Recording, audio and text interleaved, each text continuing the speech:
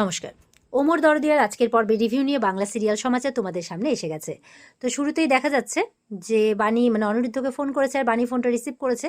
তো বাণী বলে না যে মৌলি যা যা কীর্তি করেছে। তো বাণী রিসিভ করে, অনিরুদ্ধ বলছে, বাণী তোমরা কোথায়? বলছে আসলে উনি ঝড় জলের জন্য আটকে পড়েছেন, চিন্তা করবেন না, আমরা ঝড় জলটা থামলেই চলে আসবো। তো এবার বাণীর মেয়ে বলছে যে আমাকে একটু ফোনটা দেবে, আমি মার সাথে কথা বলবো। তো পিনাকি ফোনটা দেয়, বলছে মা তোমরা কবে আসবে? আমার না তোমাদের ছাড়া ঘুম আসছে না। বলে তুমি কাউকে বিরক্ত করবে না মাম্মাম, এই তো ঝড়টা থেমে গেলে আমরা চলে আসব। তো এবার বাণীর মা কথা বলবে, ঈশানী ফোনটা নেয়, বলছে আচ্ছা বাণী, আমি যদি বাণী তানিয়াকে মিষ্টিমার কাছে গিয়ে ঘুমোতে বলছিল। তো বাণীর মা বলছে আজকের রাতটা যদি তানিয়া আমার সাথে ঘুমোয় তো তোমার কোনো আপত্তি নেই তো? বাণী তো খুব আবেগপ্রবণ হয়ে গেছে। তো বলছে যে ধন্যবাদ মা, এই বলে ফোনটা রেখে দেয়। আর ওর মা বলছে দেখি আমি ঘুম পাড়াতে পারি কিনা আজকে, এই বলে তানিয়াকে নিয়ে ঘরে যায়। ওদিকে সকাল হয়ে গেছে, মৌলিকে বাথরুম থেকে বের করেছে আর পিটাতে পিটাতে বাথরুমের দরজাটা একদম একাকার কাণ্ড করে দিয়েছে, উপর থেকে রুমের ভাড়া দেয়নি। তো অনিরুদ্ধ চলে গেছে আর একে পেয়েছে বাগে, এবার এর কাছ থেকে নেবে এরকম একটা ব্যাপার, কারণ এরই তো প্ল্যান ছিল না। তো এবার বলছে নিন এই বাসনগুলো মেজে দিন। বলে কি, আমি বাসন মেজে দেবো? তুমি জানো আমি কে? বলে না, আমার জেনেও কোনো কাজ নেই, আপনি রুমের ভাড়াও দেননি আর বাথরুমের দরজাটা মেরে মেরে একদম বাজে অবস্থা করে দিয়েছেন। তো নিন এটা আপনাকে মাজতে হবে। বলে আমার নেল এক্সটেনশন নষ্ট হয়ে যাবে, আমি যেখানে এক গ্লাস জল পর্যন্ত ভরে খাই না সেখানে তুমি আমাকে দিয়ে বাসন মাজাবে? বলে কিচ্ছু করার নেই ম্যাডাম, মাজতেই হবে। মৌলি বলছে ঠাম্মি আসছে না কেন, গ্র্যান্ড মামি কেন আসছে না? বলতে না বলতে গ্র্যান্ড মামি চলে আসে। বলে গ্র্যান্ড মামি দেখো না, বলছে নাকি আমাকে বাসন মাজতে হবে, প্লিজ তুমি টাকা দিয়ে দাও না ওদেরকে, দেখো না। তখন বলছে হ্যাঁ হ্যাঁ হ্যাঁ, এবারে টাকাটা বের করতে গিয়েও মনে মনে ভাবছে আমাকে না বলে আমার উপর দিয়ে ছক চালানো, এবার বোঝো ঠেলা কেমন লাগে। এই বলে অল্প কিছু টাকা বের করে ম্যানেজারের হাতে দেয়, যে ম্যানেজার বাবা এ নাও, আমার কাছে এই টাকাটাই ছিল। ম্যানেজার বলছে আচ্ছা ঠিক আছে, তাই হোক, তাহলে এই বাসন কটা শুধু মেজে দাও, আর কোনো কিছু করতে হবে না। তো বলছে যাও বাবা মেজে দাও মেজে দাও, গ্র্যান্ড মামি বলছে।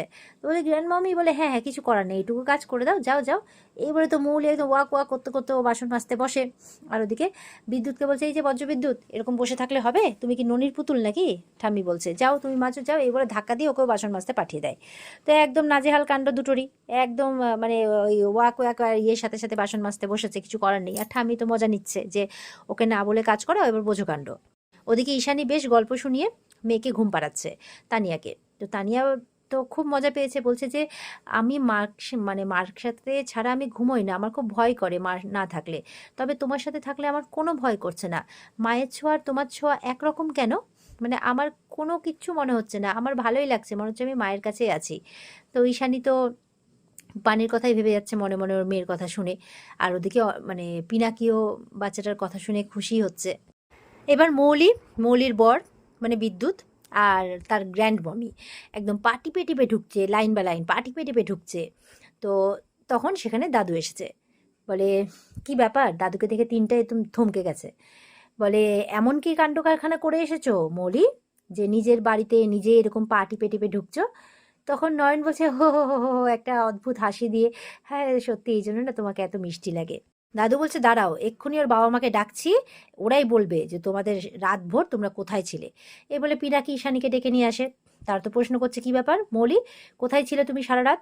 ফোনের পর ফোন করে গেছি, তুমি ফোনটা ধরোনি, আর যাও তুমি ধরেছো তাও বলছো আসছি আসছি, কিন্তু এখন তুমি বাড়ি ঢুকছো, কোথায় গেছিলে? তো এবার মৌলি তো চুপ করে আছে। তো বিদ্যুৎকে বলছে যে কি ব্যাপার বিদ্যুৎ, কোথার থেকে আসছো তোমরা?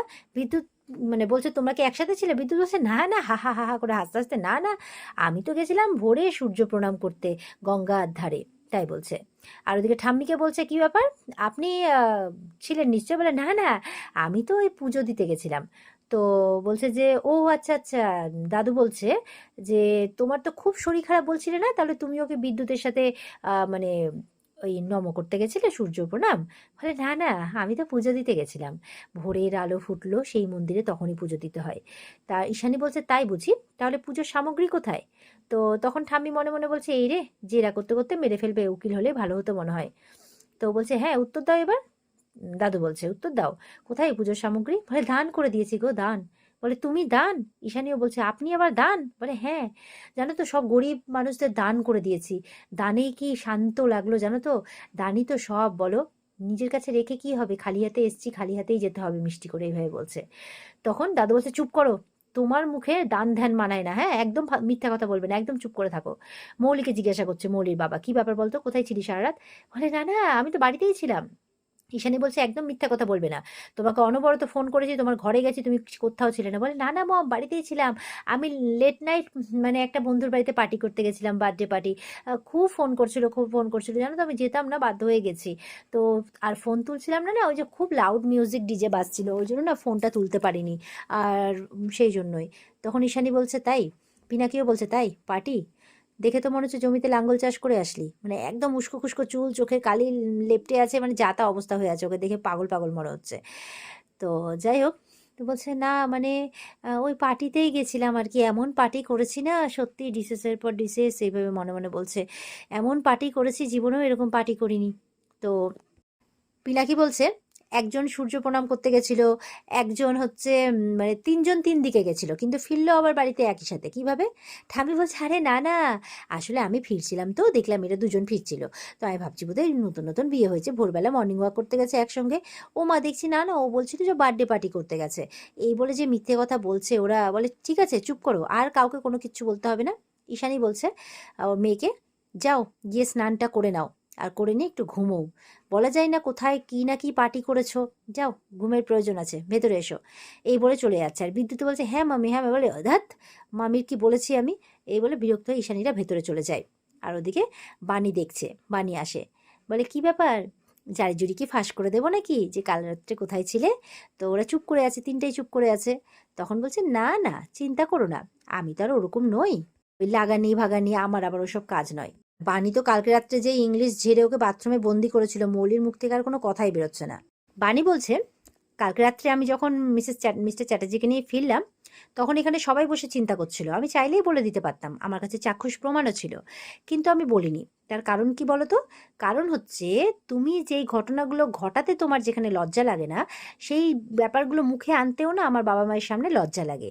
হাজার হোক ওরা তো তোমাকেই মেয়ে বলে মনে করেন আর বড় করেছেন, তো ওদের তো খারাপ লাগবে, মান সম্মানের নষ্ট হবে, তো সেটা তো আমি চাই না, তাই না? তা বলে তোমাদের আমি ছেড়ে দিচ্ছি এটা ভাবারও কোনো কারণ নেই, নো রিজন। ও তো কথায় কথায় এখন ইংলিশ ছাড়ে। বলছে তবে এবার আমি এমন কিছু করব যে তোমার এই বদমাশিগুলো করার কথা তোমার মাথাতেও আসবে না, তাই বলছে। বিদ্যুৎকে বলছে তুমিও সাবধান হয়ে যাও, স্কুল থেকে যেরকম পালিয়ে বেঁচেছো, এই বাড়ির থেকেও একদিন লেজ গুটিয়ে পালাতে হবে, হ্যাঁ টেল, তাই বলছে।